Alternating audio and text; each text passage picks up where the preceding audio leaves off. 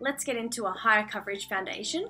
So I'm going to show you a different way to apply this instead of just mixing on the back of your hand, which is fine. You can also apply the foundation in a contour and highlight pattern and then blend from there. I've done this in one of my videos, but I did do it as a little bit of a funny thing, the sugar skull thing. So I'll do this in more of a natural shape and show you what shades I use.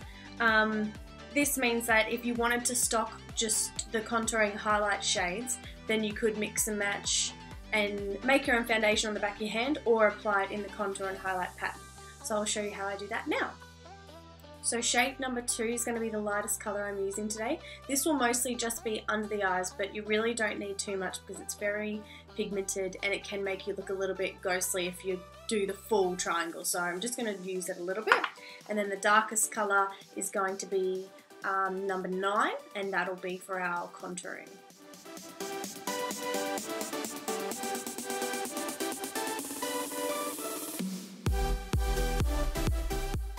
You can just use the 2 colours, but then you have to blend for ages and ages and ages. So I'll definitely have a transition colour, which is up to you. You could use your natural colour if that's a 5, then you can pretty much do anything you want.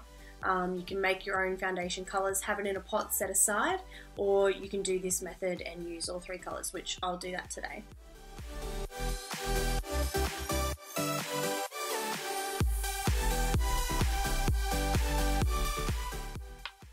That's all I'm going to use of number 2 because it is quite pigmented. I'm going to use a 4, which is to help transition under the eyes.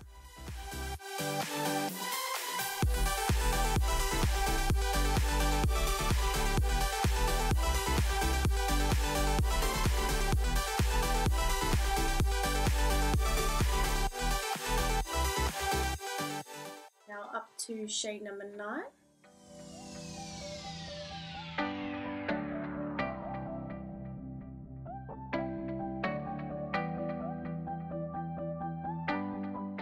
I like to carry it down in this shape because I just find it chisels off the cheekbones a bit more. If you don't like this look, then you just keep it a lot shorter, probably to about here, and don't extend it down as much.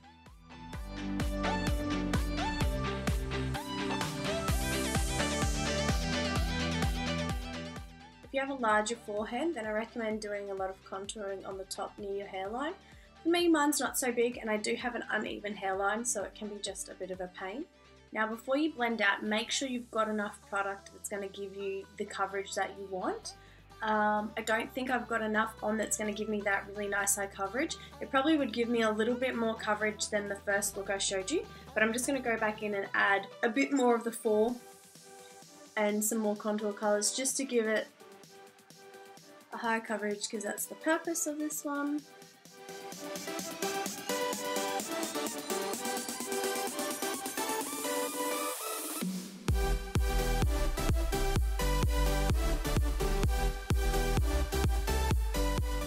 Alright, time to blend.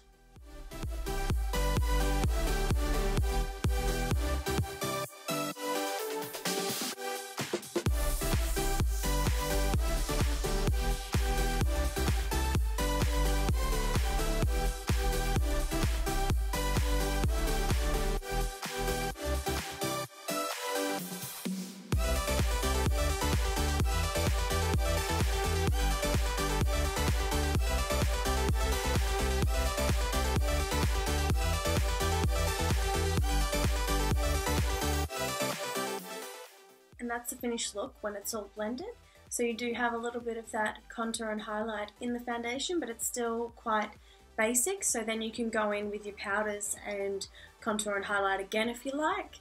I just find with this particular application it can be a bit tricky knowing how much product to put on your face of what colours, but it's really up to you and how advanced you are with makeup. If you like this style of application, then this is definitely for you, but if you're someone who just likes to put one colour down and then work from there, this would be something you'd more experiment with, not when you've got something special to go to. So it's a good coverage and a different way to apply foundation.